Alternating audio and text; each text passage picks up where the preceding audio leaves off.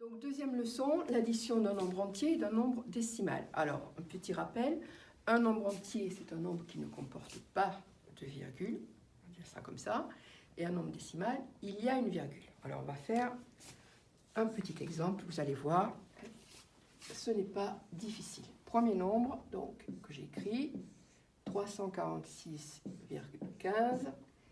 Deuxième nombre, 143. Voilà. Donc ici, j'ai donc le nombre décimal, ma virgule, et deux chiffres après. Et là, pas de virgule, rien. Comment est-ce que je vais présenter cette opération? Ce n'est pas difficile. Je suis obligée d'écrire la virgule. Mais où est-ce que je vais la placer? Est-ce que je la place après le 1? Est-ce que je la place après le 4? Est-ce que je la place après le 3? Imaginons que je la place après le 1. J'obtiendrai 1,43. 1,43, ce n'est pas la même chose que 143. Donc, ce n'est pas possible. Imaginons que je décide de la placer après le 4.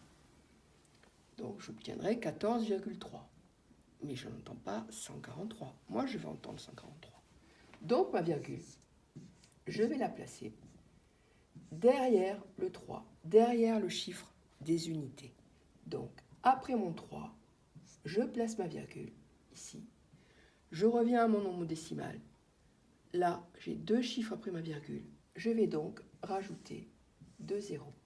Donc ici, avant même de poser l'opération, après mon 3, je place ma virgule et je rajoute 2 zéros pour qu'il y ait autant de chiffres après la virgule à ce nombre-ci et à ce nombre-là. Voilà, donc je n'ai plus qu'à poser l'opération. 346,15. Ensuite, comme d'habitude, je place ma virgule. 143,00. Voilà. Je pose ma virgule dans mon résultat et j'additionne. Voilà. 8 et 4. Donc j'obtiens 489,15. Voilà, je refais la virgule ici. Donc un petit rappel, les virgules sont alignées. Ça, c'est primordial. Autre exemple. Alors on y va, maintenant que vous avez bien compris. Donc, on écrit dans le nombre entier, on place la virgule après le chiffre des unités. Donc, après le 3. Voilà. Autre exemple. 607 plus 1,5. Alors 607, je vais prendre un petit peu plus de place. Je vais l'écrire ici. Donc, mon nombre entier, mon nombre décimal. Comme je l'ai dit tout à l'heure, je vais placer ma virgule après le chiffre des unités. Voilà. J'ai un chiffre après ma virgule. Je rajoute un 0.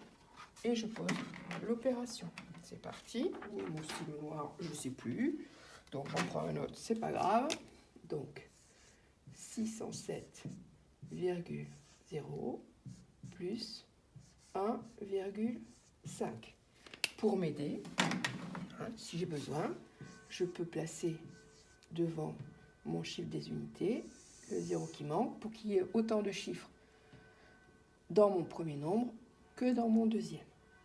Je place ma virgule et j'effectue l'opération. Voilà, j'obtiens donc 608,5. Autre exemple, on y va. Alors, je vais effacer ici.